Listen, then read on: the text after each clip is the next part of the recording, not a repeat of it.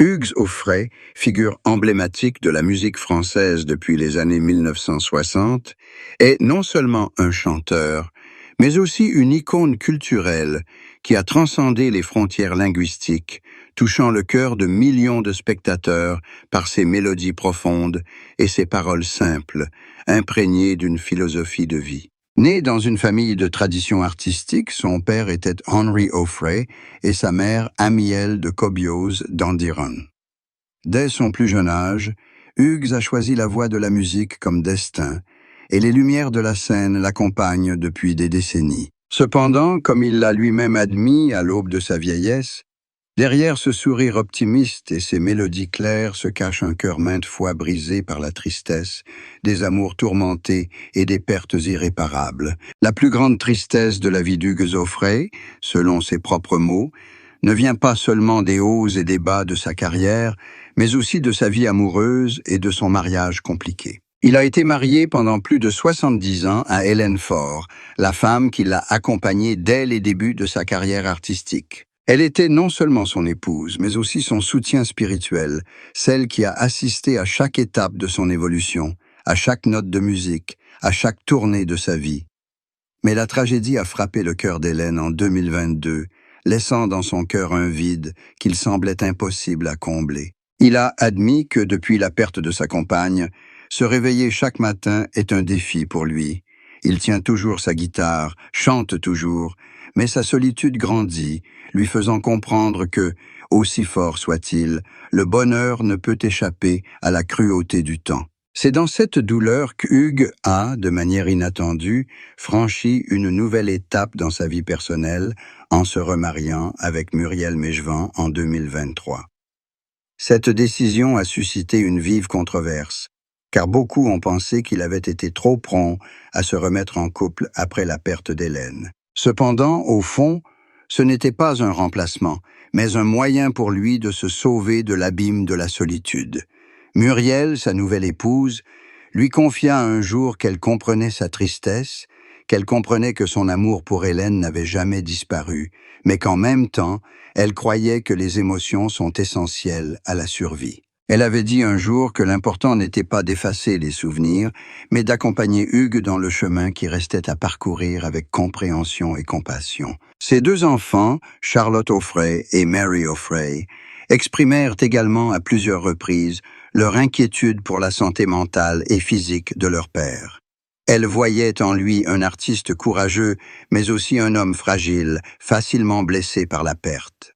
La mort d'Hélène n'était pas seulement la douleur personnelle d'Hugues, mais aussi une blessure commune à toute la famille. Témoins de son effondrement, de sa santé déclinante, de son vide mental, ils comprirent en partie pourquoi il avait choisi de poursuivre sa route avec Muriel.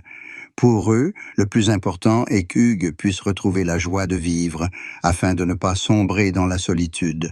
La vérité sur la santé d'Hugues Aufray a également inquiété ses fans.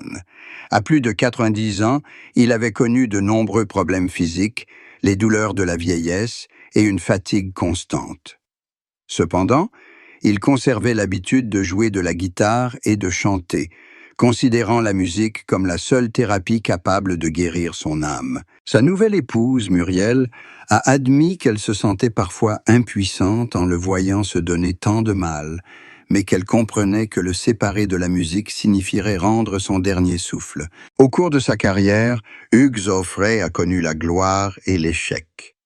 Il est célèbre pour avoir fait découvrir la musique folk et country américaine au public français, notamment grâce à ses traductions et interprétations des chansons de Bob Dylan. Il a été honoré comme un ambassadeur musical entre deux cultures. Mais il y a aussi eu des moments où le public lui a tourné le dos, jugeant son style dépassé, trop ancré dans le passé. Hugues a dû se rendre à l'évidence à maintes reprises. Les temps avaient changé. Le nom autrefois scandé s'estompait peu à peu. Et c'est dans ces moments-là qu'il a ressenti l'amertume du métier d'artiste. Un métier qui apporte à la fois gloire et peut aussi plonger les gens dans l'oubli. Cependant, ce qui a fait la différence d'Hugues Aufray, c'est sa façon d'affronter l'échec. Au lieu d'abandonner, il a choisi de se réinventer, choisissant de se produire dans des espaces plus restreints et plus intimistes, où il pouvait regarder le public droit dans les yeux et chanter avec toute sa sincérité. Il a compris que même si la grande scène était loin, la musique ne l'avait jamais quitté. La tristesse de la perte et de l'échec professionnel ne faisait que lui donner encore plus de valeur pour les moments qui lui restaient et le désir de continuer à chanter. Ses frères et sœurs, notamment Pascal Audrey, une comédienne talentueuse décédée dans un accident, et Jean-Paul Auffray, lui ont également laissé de nombreuses souffrances personnelles. La disparition de Pascal fut un choc profond, le plongeant dans de profondes réflexions à plusieurs reprises. Au sein de la famille, il était non seulement un frère aîné, mais aussi un soutien pour ceux qui étaient encore en vie. En voyant partir chacun de ses proches, Hugues a pris davantage conscience de la fragilité de la vie et de l'importance de la tristesse dans le cheminement humain. Dans sa vieillesse, Hugues Auffray a admis que la plus grande tristesse de sa vie était la perte. La perte de son partenaire, la perte de sa santé, la perte de rêves non réalisés. Mais il disait aussi que ce sont ces tristesses qui ont fait de lui une personne plus complète, un artiste qui savait toucher le cœur des autres non seulement par ses notes de musique, mais aussi par sa profonde empathie. Son amour et son mariage, malgré les hauts et les bas, ont finalement laissé une leçon. L'amour ne disparaît jamais.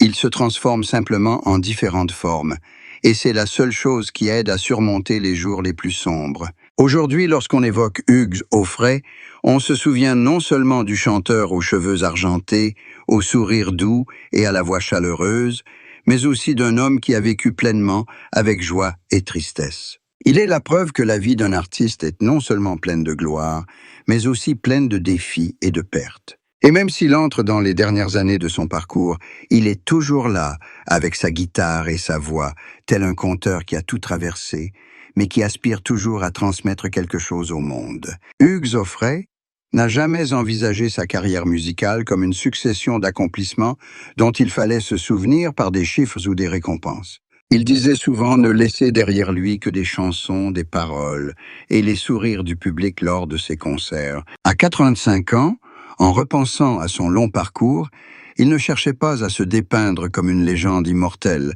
se disant simplement que le plus important était d'avoir vécu fidèlement à la musique et de ne jamais trahir son cœur. Pour lui, la musique est un moyen de partager la tristesse, de transformer la perte en mélodie, et pour chacun d'y trouver une part de réconfort. Au cours de rares conversations, Hugues confiait un jour qu'il souhaitait léguer à la génération suivante non seulement des enregistrements, mais aussi un esprit, une quête constante de la vérité, une volonté de ne pas craindre de révéler ses faiblesses et de ne pas nier la tristesse comme une part inévitable de la vie humaine. Il croyait que plus un artiste était authentique, plus sa musique était apaisante. Et c'est pourquoi les chansons qu'il composait, qu'elles soient joyeuses ou sombres, contenaient des messages humains de partage, d'espoir et d'amour. Plus d'une fois, il avoua que la douleur de la perte d'Hélène Faure serait à jamais une blessure incurable. Mais au lieu de la laisser le ronger, il choisit d'en faire une part de son héritage artistique. Il chantait pour Hélène, il parlait d'Hélène, et dans chaque mélodie résonnait encore l'ombre de la femme qui l'avait accompagné toute sa vie. Sa nouvelle épouse, Muriel Mégevant, le comprenait et ne cherchait pas à la remplacer, car elle savait que l'amour ne s'efface pas, qu'il n'existe que parallèlement, sous différentes formes. C'est cette compréhension